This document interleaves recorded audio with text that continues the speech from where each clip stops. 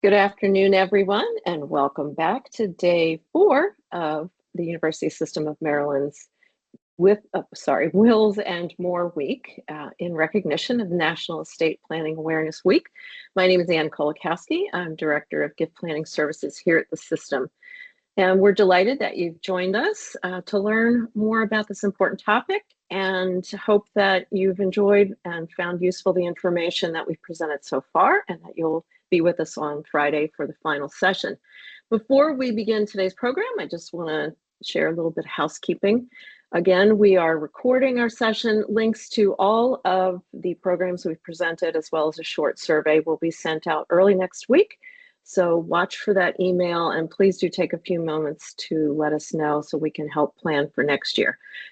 You're welcome to join us on Friday, even if you didn't register for that session. Just use the link that was in the email you received for today's program. And if you have questions as you go along, please put them in the Q&A box and we'll answer as many as we can at the end of the presentation. And keep your questions general in nature, if you would, please. Lastly, all of this week's presentations are being offered for informational purposes only. The content should not be considered as a substitute for advice from tax, legal, or financial professionals.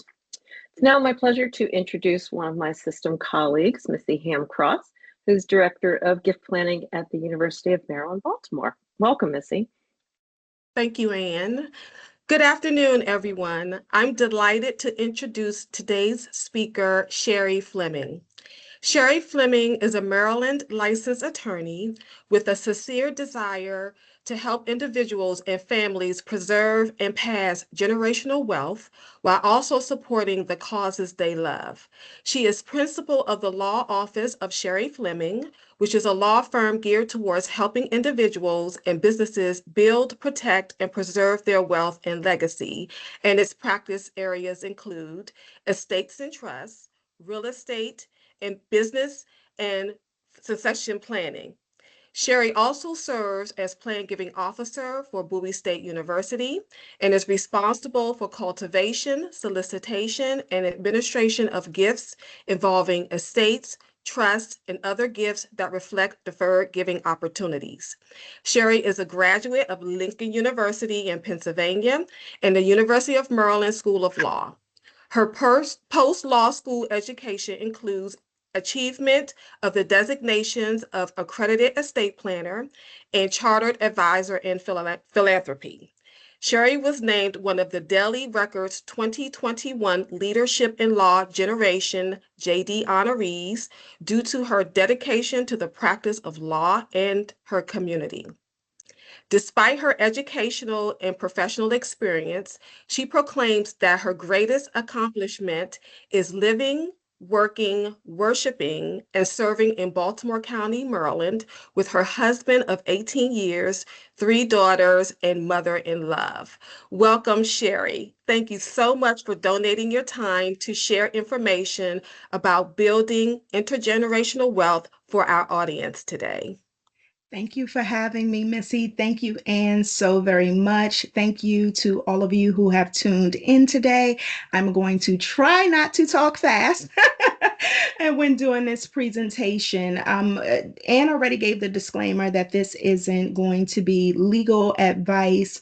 And I just want to add to that, if you hear something, please do not discount seeking legal services or financial services, seeking the help of a professional, because you'll hear me say this throughout the presentation, is that you do not know what you do not know. And so you want to make sure that you're getting advice from someone who can help you holistically. And so we're talking about building intergenerational wealth, and it's a big concept, it's a big term, but it really starts with a bunch of small foundations. And this presentation is going to be less technical. On Monday, you had the financial planning session where you learned about some of the technical vehicles, wills, trusts, beneficiary designations, the most important concept of compound wealth, that is starting small and allowing wealth to be built over time. You learned about also yesterday, I attended yesterday's session, and that is estate planning for special circumstances. And there was a reiteration again of these estate planning documents. This session is a little bit different in that it's less technical and more philosophical. It is more philosophical because I find that a lot of people who come to my office, they simply are not ready to really engage in the necessary estate planning or the estate planning that's necessary because they have not thought deeply about a lot of these concepts to really choose the right agents. And so that's tomorrow's session, learning how to choose the right agents. What I want to do today is really for you to think about what your legacy is. Why are you working? Why do you have wealth? What do you want to do with it? And how to transfer that wealth to make sure that your ears and the beneficiaries of your wealth get the best bang literally for your buck. So that's the purpose of today. And so I start with statistics because I need you to know why I do this work and also what you should be considering. So in the next 2 decades, you're going to see trillions of dollars pass from the greatest generation, silent generation, baby boomer generation, to future generations, which includes Generation X, the millennial generation, which is also Generation Y, and Gen Z, which is also known as the I generation, as well as Gen Alpha. The uniqueness that I have as an individual, you're going to know way more about me than you want to in this session because I use my personal examples so that listeners can relate. The uniqueness about me is that I literally have lived a decade or more with everyone with someone from every one of these generations. My great grandmother passed away in 2020. She was 102. I've had grandparents on both sides of my family for the vast majority of my life. And then I have children. So I'm also in a unique generation that we'll talk about later on, which is the sandwich generation, because I'm caregiver to both adults and to children.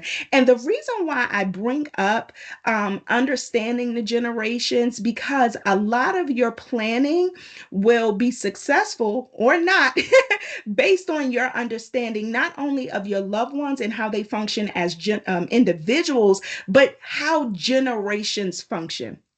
Perfect example. I mentioned that I'm a millennial. I just made the cut. They like to call me an exennial because I remember when TV used to cut off. For all of the older folks, TV used to actually cut off, and then to have the Star Spangled Banner. But I'm also the first generation who had the iPhone, and people my age became the first YouTubers that were multimillionaires making content on YouTube. So our purview on life is vastly different. We're also the generation that came into adulthood, and we've been fearful from day one. Why? Because we came into Y2K. Y2K followed by 9/11, my freshman year of college, followed by just these huge world events at least every 3 years. So your millennials see things a little different. And so it's important that you understand that when you're considering to whom you're going to give your wealth and why. Studies show that two out of every three Americans do not have wills, and this is despite COVID-19. 2020, my estate planning practice went crazy. Everyone needed an estate plan. Everyone needed a power of attorney because we were faced with so much trauma and the immediacy of our mortality. Well, everyone forgot. 5 years later, and everyone's like, oh, well, forget it. And we're actually seeing Americans across the board are not estate planning at the same rates as they were. It's actually decreasing, which means in the stat there is 24% of Americans are actually estate planning, which is not a good thing because, again, we have the older generations who are holding the wealth that eventually will transfer to these younger generations and transfer in volume. And so these younger generations need to also be aware. Again, I mentioned that I was a part of the sandwich generation, 34 to 54. We are the largest group of people, and what we're also not doing in this group is estate planning. The younger ones are, but not the older ones. That can be for a number of reasons, and we'll talk about the barriers to estate planning. Here's another critical fact as to why planning is needed. A vast majority of wealth is held in non-cash assets. When I talk talk about non-cash assets, there's a concept of liquidity. Think about a pitcher of water. The water is liquid. Liquid easily pours out into a cup. That means it easily flows to cash. It easily becomes cash. Non-cash assets are assets that you can own, which are not liquid, meaning they're not cash. And the level of complexity, there can be a level of complexity making the non-cash liquid, meaning selling it or otherwise changing to the asset to receive the value from it. So non-cash assets include real estate, investment accounts, life insurance, retirement plans. And the most important piece about non-cash assets with estate planning is understanding how they transfer. How do they go from your ownership to the ownership of your loved ones or to the ownership of your beneficiaries? And we'll talk about that more in a second. Here's another part of why planning is needed. Guess what? You can't take it with you. I hear people all the time, I'm going to control my assets from the grave. Okay. Sure. The law changes, climate changes, cultural climate change. There are many things that will change um, after you leave this earth. This idea that you will have indefinite control is something that has been sold to get you to pay for an estate planning tool that may be more than what you need.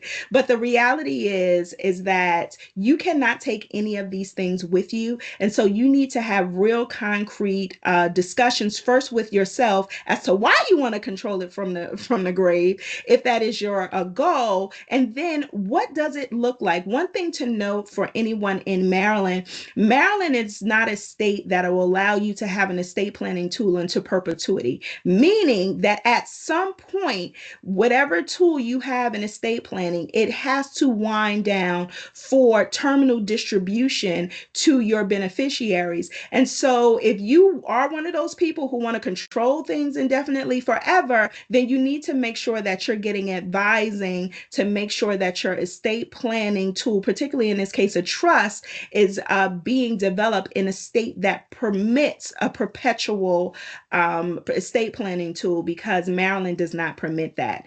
Okay, another reason why estate planning is necessary. You want to ensure that you have enough to live, retire, and transfer. I find that when people are coming to my law office, they typically are coming to me first. I find that they don't regularly use financial advisors. They don't regularly use CPAs.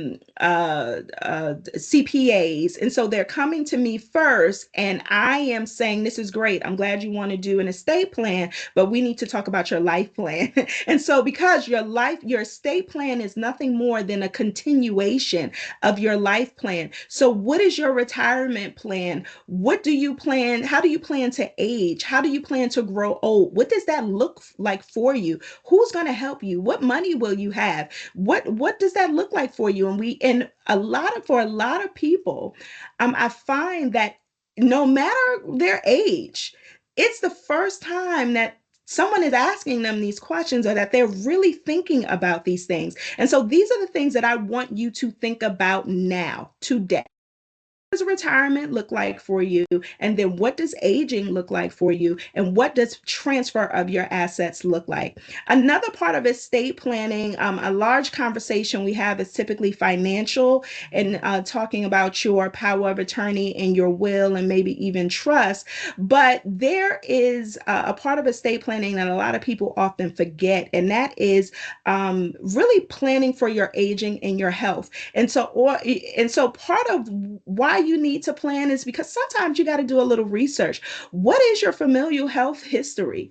What has been passed down to you that's other than the asset? What kind of behaviors that impact your health has been passed down to you? What is in your genetics? Are you predisposed to certain conditions? Having an understanding of your health history in order to transfer that history to your children, if you have them, or your loved ones, that is something very important to know. And you need to know these things because it really does change how people make decisions regarding their estate planning by what they know about themselves, and that is financially both and in health. All right, so some barriers to estate planning. The number one barrier remains procrastination. People don't engage in estate planning because they think they have time. And I'm going to go ahead and say this: it is the arrogance of human nature that make us believe that we have more time than we do. Tomorrow is not promised to any of us. I say that, but I also firmly believe in not estate planning from a place of fear.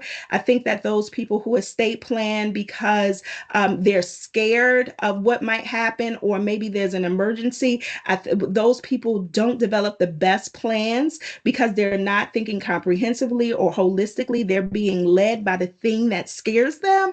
So I think that with estate planning, you need to find a balance. You need to find a balance with understanding that tomorrow is not promised. So you need to put a plan in place, but also understanding that it shouldn't be done from a place of fear. It should be done from a place of love. I often say to individuals that estate planning, I see it to be a final act of love. It is the bow that you tie on your life for your loved ones to say, I have considered you not only in life, but I've considered you when I'm no longer here.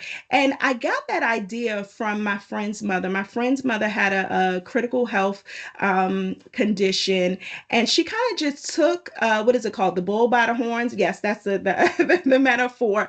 And she said, look, you know what? I'm going to check out of here. There is no cure for this. Not only am I going to live life well, but I'm going to make sure that I prepare. This woman planned everything soup to nuts for her daughter, her only daughter. She planned out her memorial service. She had a 3-day live jazz event because jazz music was a part of her life and she wanted to be celebrated in that way. And it was the glimpse, this was years ago, but it was the thing that I needed to see, that this thing that we call life and the ending of it doesn't have to be sad. It doesn't have to be something that we moan and groan on. We are going to grieve those who are left here, but planning is an act of love to just show just how much you consider someone else. Leaving folks in disarray not only allows them to be burdened by the grief that is already a part of someone transitioning, but also the weight of the work. And I want to be very clear about this with estate planning. Estate administration done well or done poorly, it's work for the person who's left in charge. It is a job. Think about what it takes to sit down, to pay your bills, to buy a house, to sell a house, to plan for the future of your children if you have them, to contribute to your niece and nephew. Think about how much work. I say to my friends, adulting is ghetto. We don't like it. It's hard being an adult. We thought it was going to be nice getting here. We thought it was, oh, freedom. I have my money. And it is terrible. I don't like it here. I wish I could go back to childhood. Now, imagine not only doing that for yourself, but having to do it for someone else because they left you with all of their things. And so I need you to understand that estate planning, even done well, is a lot of work. And so you want to make sure that you're lifting the burden in that final act of love. So don't procrastinate. Tomorrow's not promised to any of us. Now, why do people procrastinate? 1 out of 3 Americans who do not have a will or a trust claim that they do not have enough assets to leave behind. This is why this presentation is more philosophical and psychological in nature than technical, because what is enough? What do you mean you don't have enough assets to leave behind? You had enough assets to live on. It has to go somewhere. What is enough?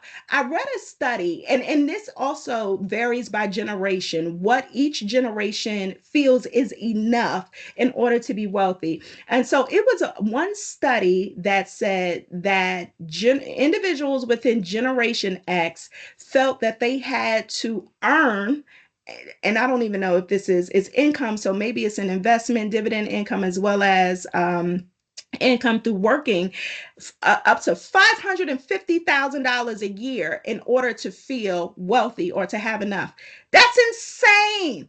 That's insane because the average American salary is less than $80,000. It's not possible for all of us. Whereas millennials, we don't feel we need a lot of money in order to be wealthy and to enjoy life. And that also goes into what coming into adulthood looked like for us. When I came out of law school, it was a homeowners crisis. No one had a job. I was the only one of my friend that had a job. I'm grateful for it, but no one had a job. So we understand that we have to find happiness in more things than just our work. And so I'll ask you over and over again, how much is enough? What will you're going to leave behind what you have. If you have, just as a baseline, if you have retirement, if you have insurance, or you own a home. Notice I didn't say all three. I said or. If you have one of those things, you have enough to start making a plan. Okay, so I want you again psychologically to think about your wealth and view your wealth differently. And I'll give you examples later of what I use for the stories that I use for my clients as well. Expense. A lot of individuals say they cannot afford to estate plan. Here is, I was actually working as a business administrator for an organization right after I had my child.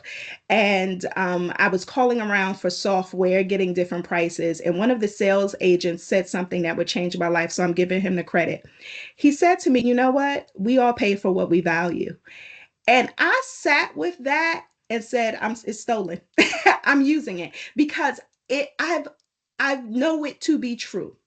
We all pay for what we value. We value clothing, we value shelter, we value food. We can get those things at different rates. We can shop at Neiman Marcus or we can shop at Target. We can buy food from the grocery store or we can go out to your best fine dining restaurant. What we experience depends on what we value the most. And I've seen that the most, particularly through COVID. I used to get so frustrated because people would contact my office and they will say, oh, I can't afford you. And they follow me on social media. That's when I had a lot of it. I don't have a lot of social media anymore, but they follow me on social media. And so I will follow them back. My business will follow them back. And then I'll just happen, it's COVID. I'm in the living room doing nothing, just scrolling. And they couldn't afford an estate plan, but they went to Jamaica because the flights were cheaper than what they usually are. And I'm like, wait a minute.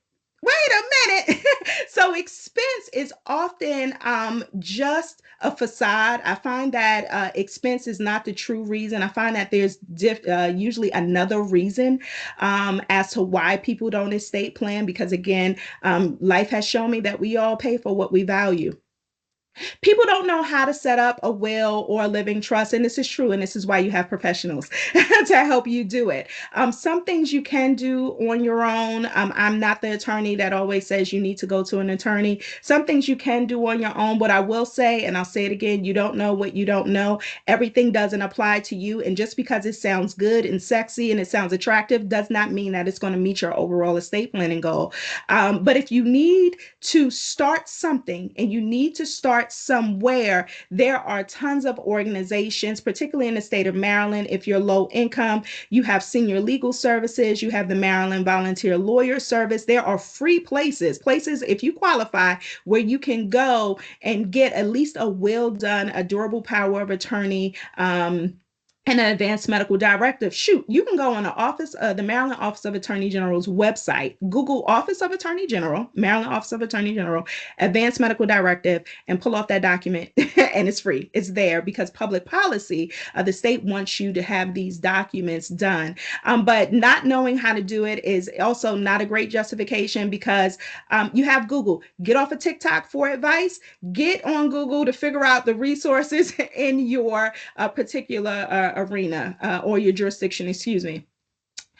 People do not have anyone identified to receive their assets and serve as their agents. This is a legitimate and real barrier to estate planning that I see over and over again. And this is the genesis of this presentation, to get you to think about who can serve. If you're living and you have family members or you have friends, because I have just as many close friends as I do close family members, you are living within a community. Who are your community members? Who's your tribe is the term that I like to use. Who's your village people? I live in a village of people, of family and friends. And guess what? Some of my agents and beneficiaries are not my family. They may be my friends. They may be my friends as a family, my fictive kin, as I like to say, the people who are not related to me by blood, but our relationship is so tied together that they are now family, to the point where my kids really don't know.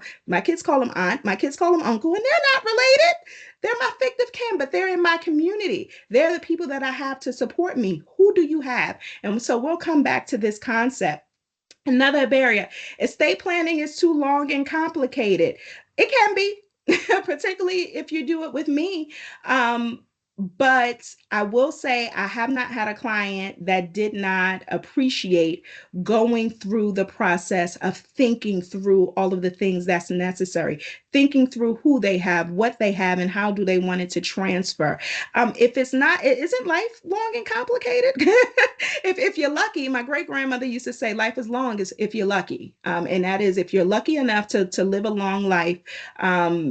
There's going to be complications. So why do you think estate planning is going to be easy? It confuses me sometimes. Your estate plan can be just as easy or complicated as a life that you live. It depends on who you are as an individual. So, if you don't properly estate plan, and when I say proper planning, I am not just talking about the absence of the estate planning documents. I am really talking about thinking about your world, your estate, who you have and what you have, and making sure that it all flows together and makes sense. If you are not sitting down to do that work, that's not going to be the work of your attorney. That's your work to do, to think about who you have and what you have. You go to the attorney to tell you what you don't know and to ask you questions and to give you ideas and to give you strategy. But if you're not thinking about how all of these things flow together in a comprehensive way, that's also improper planning. Okay. So the consequence is that you name someone who doesn't want to be in charge. I see that all of the time in the state administration, where either a child or a friend, they come to me and they say, well, I just, so and so passed away, a friend passed away, and I have a copy of the will, and I'm named as personal representative. That's what we call the executor in the state of Maryland. Do I have to do this? And I say to them, no, you don't. You don't. They don't have to do it. And guess what? I am seeing more than I would like. People saying, I choose me and I'm not going to do it. And now we're left going to the secondary personal representative if one is listed, or maybe identifying someone else. And so, what does that look like? How do you avoid that consequence? Have a conversation to make sure that the people you are listing as your agents actually want to do it. Another consequence is that your asset distribution is not aligned with your desires. So, if you don't have a will, the intestate laws, intestate means that you pass away without a will. So, the intestate laws of the jurisdiction you're in, again, I'm focused on the state of Maryland, they're going to dictate what happens with your assets. That distribution isn't always kind of a common sense distribution. Here's another thing that you should know: a change of a law, the law can change the way that distribution is. So the intestate laws that determine who would receive your assets if you didn't have a will just changed. I want to say October 1st, 2023. We're in 25, so 2023, there were some significant changes. Before that, the distribution was completely different. And it literally isn't the same. There are some nuances in the distribution differences. So you don't always want to leave that up to the law, because the law changes all the time. You want to make sure that you're intentional about aligning your asset distribution with your desires. Family conflict over assets is a consequence of not planning or improper planning. And I am going to serve you this notice: The asset that is typically fought over isn't the large monetary asset. It isn't the investment account. It isn't the cash. They're typically the sentimental things. And so it could be the house, but it's not the value of the house. It's the sentimental nature of the house that creates conflict with the family. In my personal life, my mother passed away a little less than 2 years ago, and the family conflict was over a set of cast iron skillets. Set of cast iron skillets. If you cook or if you're from the South, when you use cast iron skillets, then you know what these things mean. They were my grandfather's cast iron skillets that came from his parents, and they passed down to my mother because she took them when my grandfather passed away. And my aunt and I, literally, we were cleaning up my mother's place, and my aunt said, "Oh, I'm going to take the cast iron skillet," and I said, "Over my dead body." And we had to go to dinner and talk about it. FaceTime, get my grandmother on FaceTime to settle a dispute, which wasn't a dispute for me. I was taking the cast iron skillets. My aunt can't cook. So make sure that you are including these sentimental things in your estate planning documents, because it's the sentimental nature where the conflict is. It's never really the house or the asset or the value. It's what it means to a person. So be clear.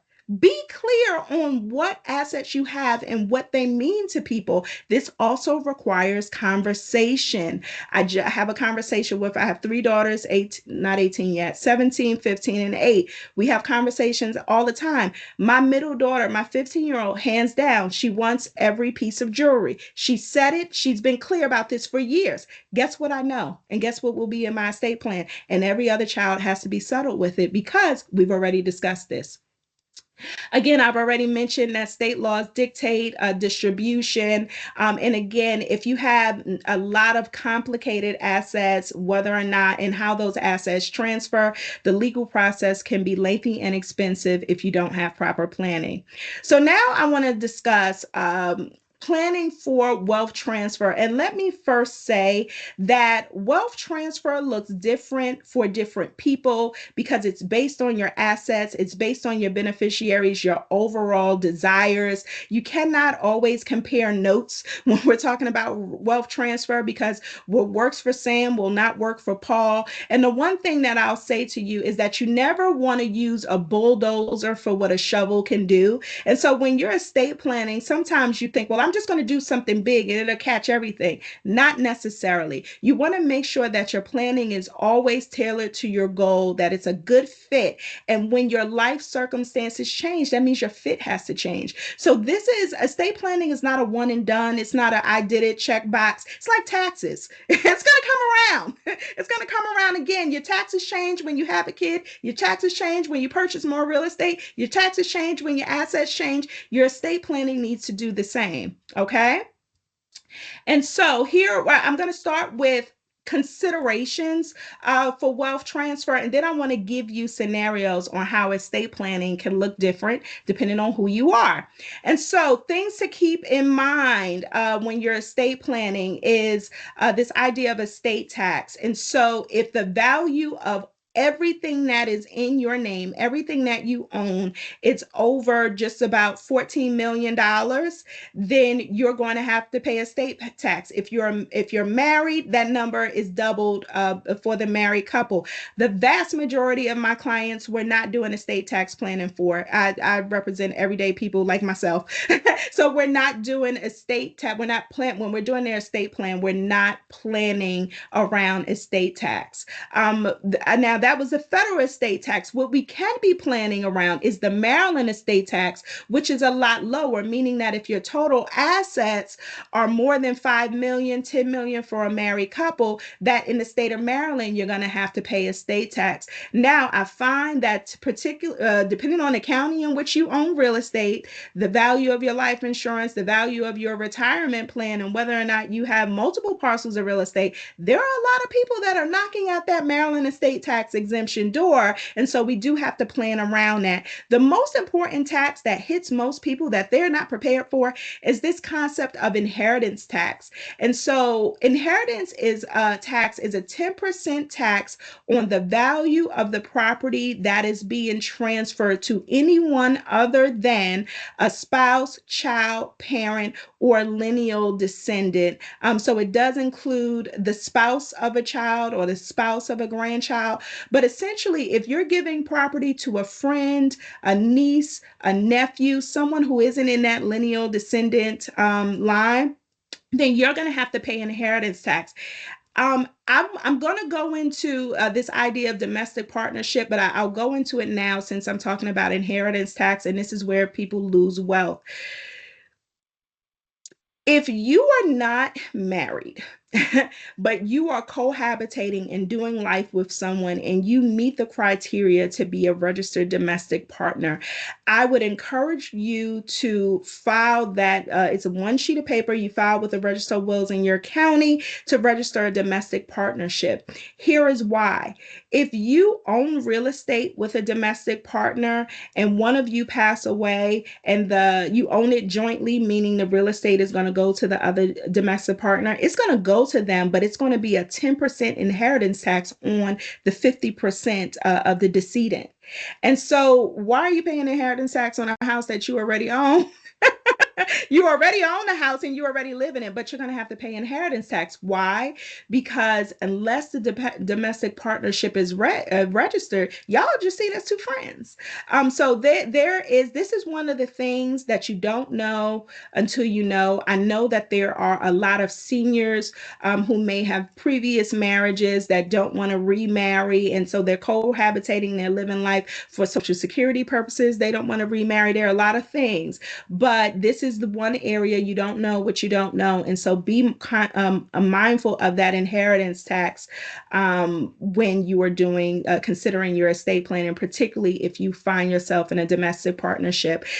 This again, Maryland Estates and Trust law, specifically estates and trust and healthcare, recognizes marriage, civil unions, domestic partnerships, and see them as the same so long as the domestic partnership is registered. So you want to make sure that you seek some advice to really address that. Life estate deeds is something that I mention in a realm of wealth transfer because it is a deed that an individual can have ownership, possession, a right to use for their life. And at the end of their life, it transfers automatically to the person or the people that they name, though those persons are called remaindermen.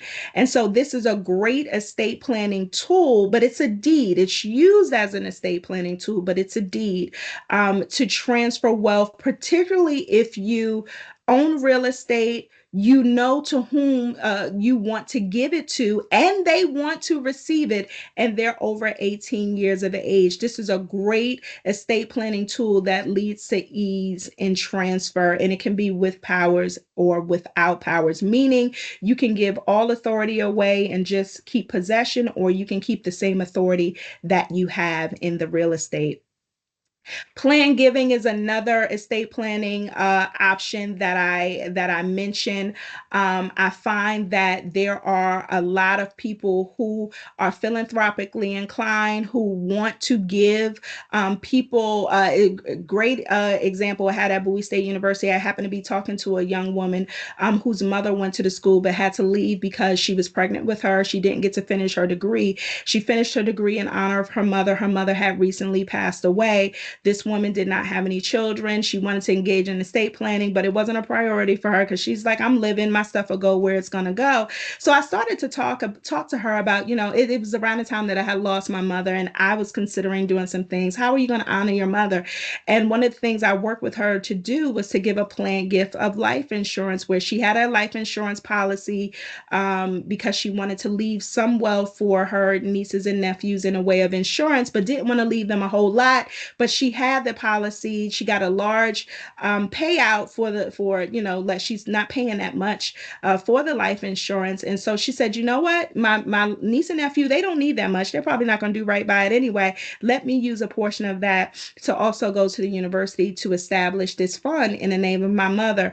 And so when we're talking about wealth transfer, I want to plant the seed with you that we're not just talking about leaving your legacy with your children. Not everyone has children. We're not just talking about leaving a legacy with those that you support in income replacement. We're also talking about those communities that you remember. I said, who's in your community? It is homecoming weekend for me. I'm a graduate of the Lincoln University, the first degree granting historically black college and university. I could tell you without a shadow of a doubt that my husband and I are leaving a planned gift for that university just because what they mean to us. We have, as a part of our financial plan, we have to make sure that we're good in retirement, have to make sure that our children are good and good to go. But it is our intention to do this. So when you're thinking about how you're leaving your legacy and what wealth transfer looks like, I want you to really think out of the box. The one thing that struck me, I'm originally from New York. I came here from law school. When I would drive around Baltimore, Harry and Jeanette Weinberg, they was all over every building. I'm like, who are these people? And to the point where I had to Google them and to find out about them. And I said to myself years ago, everyone is going to know not my name, but my grandfather's name, my great grandmother's name. This is one way where you can transfer wealth for a purpose into perpetuity if you do an endowment with the right cause, where you can literally transfer that wealth indefinitely, where people will not only know about you, but in my case, I don't want them to know about me. I want them to know about the people who supported me, the people who contributed to make me, is who I want people to know about. So when they drive around, they ask, well, who's Robert Harrison? Who's Sharon Harrison? That's what I want them to do. And a planned gift is one way to do that when considering transferring wealth to next generations. Because the wealth is not always just the monetary. The wealth is also the knowledge and the information and the history. I mentioned health history. What can you donate? Almost anything that a charity is willing to receive. Homes, equipment, life insurance, retirement, business interests, assets. What you donate depends on what you have to donate, what you're comfortable with parting with, but most importantly, what the charity has the ability to receive. So, developing a plan. Developing a plan is really not that difficult. I want you to think about these things. I've already mentioned it. Inventory. Who do you have? Do they have the desire and the capacity to receive what you intend to leave? What do you have? Do you have a home? Do you have investment assets? What do you have, and how does it transfer? What are your desires? I find that a lot of people just don't think about this. I think about it too much. What are your desires? I desire to live well. I desire for my kids to go to college debt free. Even if they don't get scholarships, they're going to go to college debt free. And if I can, I would desire to buy my child's first home. I have 3 daughters. I don't know if they're going to get married, but they will own real estate and they won't have debt. That's my desire. Baseline. If I can do more than that, great. But those are my desires. Write down your desires. Part of what I see that is missing on a beneficiary side, once people have transition, is that beneficiaries are receiving wealth and they have no idea what to do with it. I have a woman who was a joint owner on a bank account with her mother that she used to take care of her mother. When her mother passed, those assets transferred to her. She has multiple bank accounts totaling over maybe $2 million. This money has sat in a bank account for at least 3 years. I say get a financial advisor, at least invest it, at least make more. But I see that all of the time where assets are left and people are stuck in their grief and they don't know how to use the asset. They're trying to figure out how to best honor their loved one. A lot of the people are in a position to take care of themselves, so they may not need the money right away to do things, and they are stuck in a state. It just they don't know what to do. I see that more times than necessary. And so the thing that you can do is have conversations about your desires and write them down. Write down a family manifesto, a family credo, a family whatever. The only reason why I know what to do with assets is because I have been given direction. My grandfather was a sharecropper. My grandfather was a sharecropper. His grandfather was enslaved. My grandfather did not graduate from high school. He was very clear.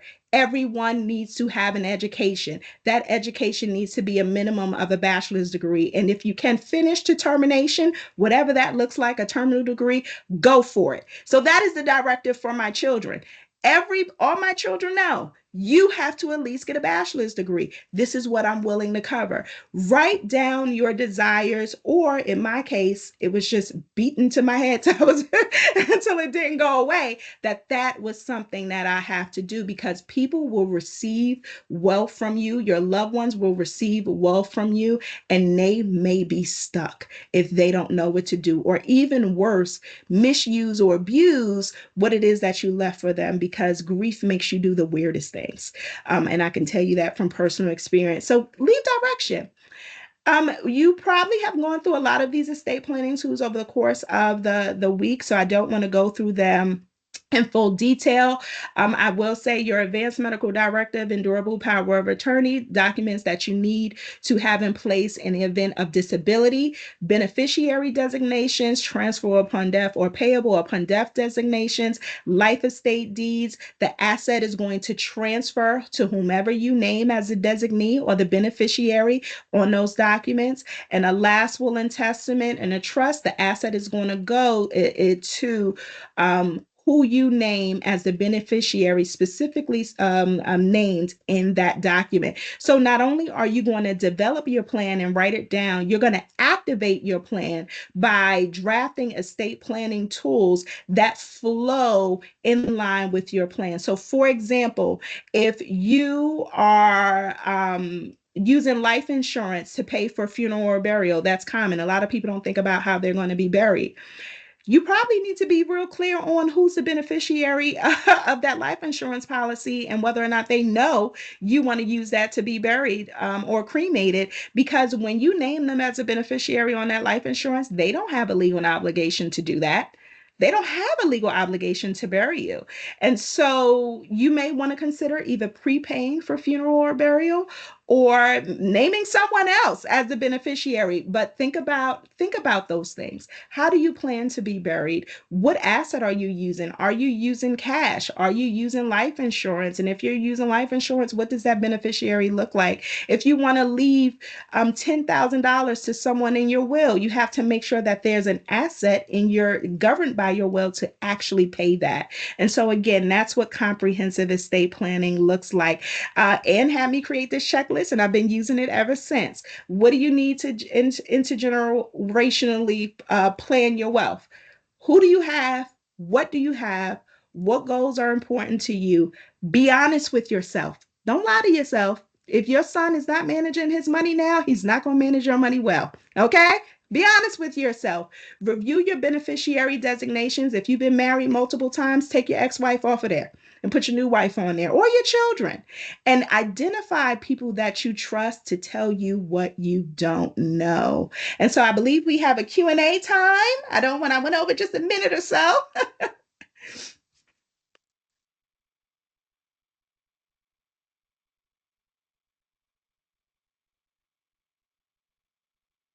Oh, Missy, you're on mute. Are you talking? Yes, I was on mute. Thank you for that. Thank you First so time this much. week. First time this week. Yes. We made it to Thursday. Yeah, thank you so much for your wonderful presentation. I'm sure everyone on the call, along with myself, learned so much information, and hopefully they will take this and get into action and not procrastinate and plan their estate. So far, I've been paying attention to the Q&A. We have 3 questions. So if you have a question, please feel free to drop it in the Q&A section. So the first question is the inheritance tax for all amounts, even small amounts, say under $10,000 for friends? So It's for basically, is everything. there Yeah. Yeah, no, that's the answer. Everything. Yes, it's for every amount.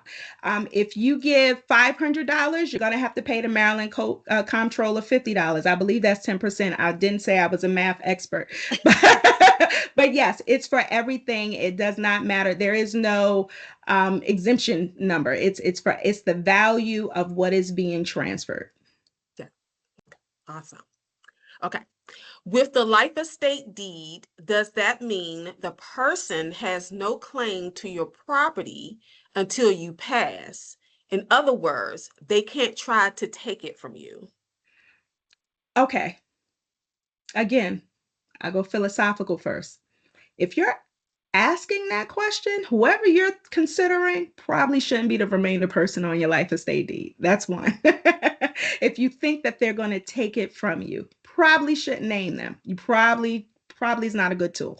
That's where I would go first. But to specifically answer your question, there are two types of life estate deeds. There's a life estate deed with powers where you can maintain full control and authority and can even change the remainder. You can draft a new deed later on down the line.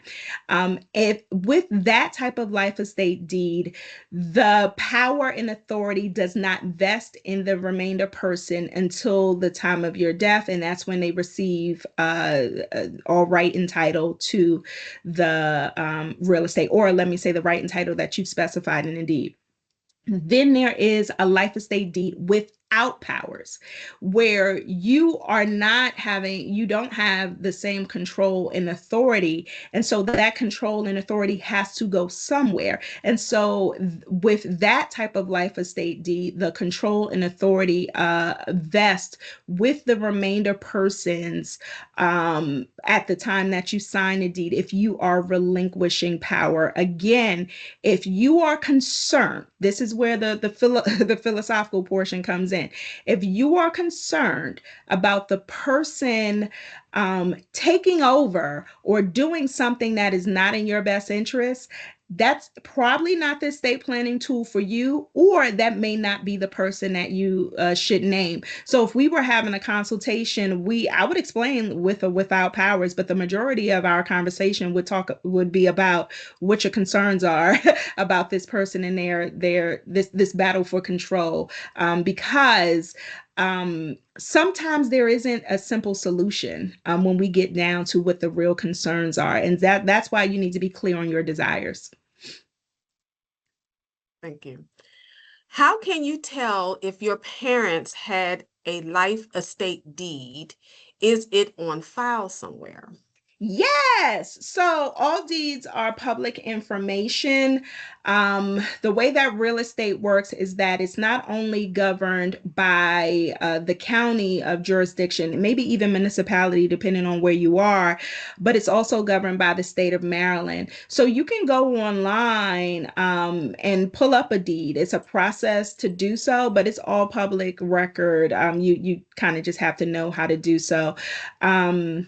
But yes, it's something that you can easily find out. I will say that just a word of caution, just because a tax bill or water bill comes in a certain name doesn't always mean that that is the owner of record on the deed. So that is not an absolute way to confirm, but deeds are public information. Okay. So, do you have inheritance tax with life estate deeds? Okay. So, do you have inheritance tax with life estate deeds? I am going to say it depends. So let me give you this scenario. When uh, you draft a deed and you're adding someone to the real estate, or you're doing a life estate deed, and you live beyond a certain time period, then the property will automatically transfer to them. I don't know a situation where the recipient, who is a non-lineal descendant, had to pay inheritance tax. Here is what I will say, and this is the word of caution. If you're adding a non-lineal descendant to a deed or doing a life estate deed, and you as the owner pass away within 2 years of that transaction, that is something that has to be reported to the Register of Wills. And at that time, there will be an assessment for inheritance tax. So inheritance tax in real estate can be a very complicated thing. And so anything related to real estate, I'm always going to tell you to seek counsel, just because you don't know what you don't know. And so the answer to that question is it depends. It depends on when you transfer to real estate. It depends on how long you live after that. The same is true with other assets as well. It depends on the asset and what the law says about that asset and inheritance. So quite complicated question. I don't think you realize how complicated of a question it actually was. Um, Thank you. Do beneficiaries pay inheritance tax if assets are left in a trust? Okay. So when assets are in a trust, they belong to the trust. The trust owns the asset. When a beneficiary receives a distribution from that asset, there is no inheritance there, but there may be and probably will be an income tax that flows from that.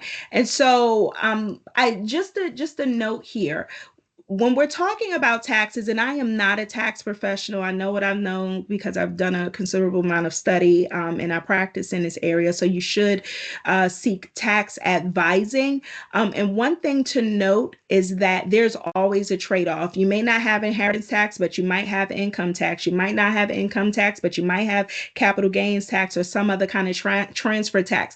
I think when people think about taxes, they think about the bucket of taxes, not realizing that there's a different type of tax for a different type of situation.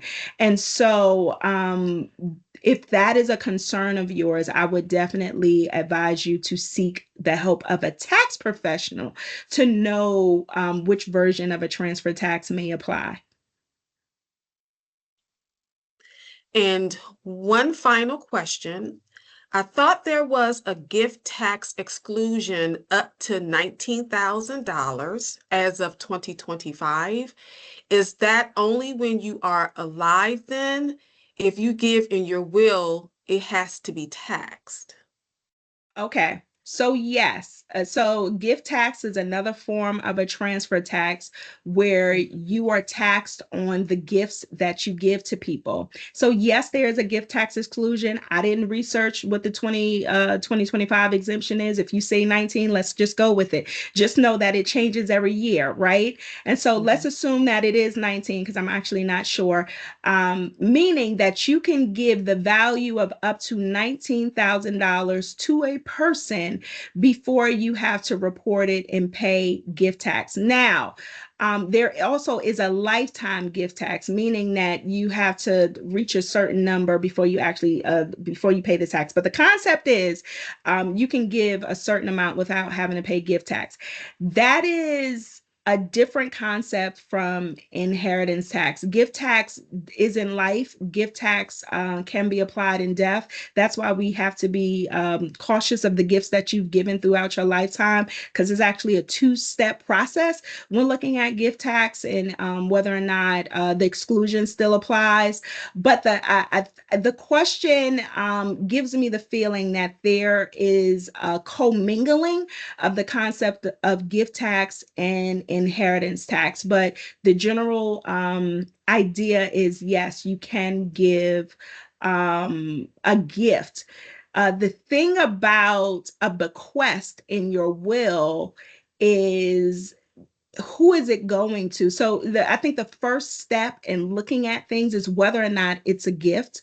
But I don't want, the question sounds like there's a commingling and confusion between gift tax and inheritance tax. But just to answer that, yes, there is a gift tax in lifetime. And we look at gift taxing for estates and for trusts when we're doing it when someone is either no longer living on the property is in trust.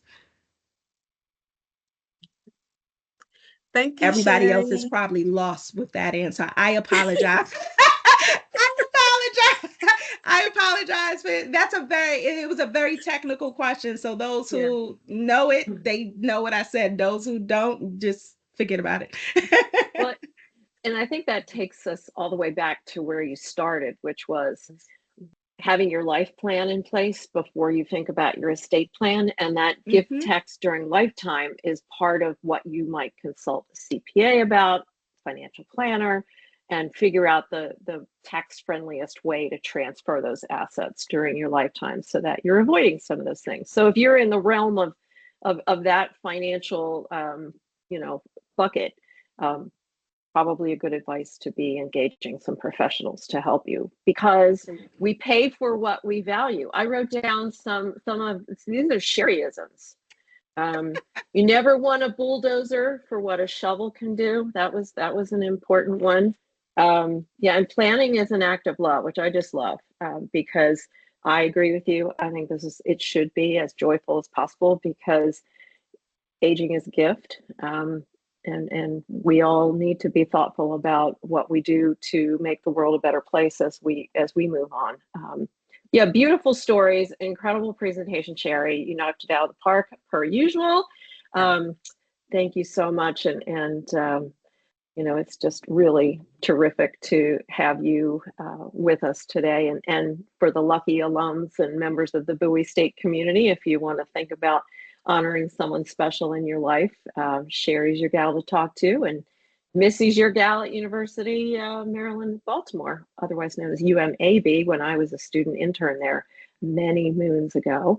Yeah, but this brings us to the end of session 4. Again, we hope to see you back with us tomorrow, same time, same bat channel, same bat place. And I also remember TV going off the air. Crazy. Yeah, so we will. I know there's a question in the chat about how do you pick an executor. That is what we're going to talk about tomorrow, all about how do you pick a good one, and name several people in case someone turns that down. I have served in that role. It is definitely work. And I was glad to be able to do it for my aunt, and who I love deeply, and she had things in good order. But and also, if you are serving in that role, what can you expect to be asked to do? So please join us again. And thank you all for spending your time with us today. And I wish you a good rest of the day and week. Be well. Have a great day, everyone. Everyone. Bye-bye.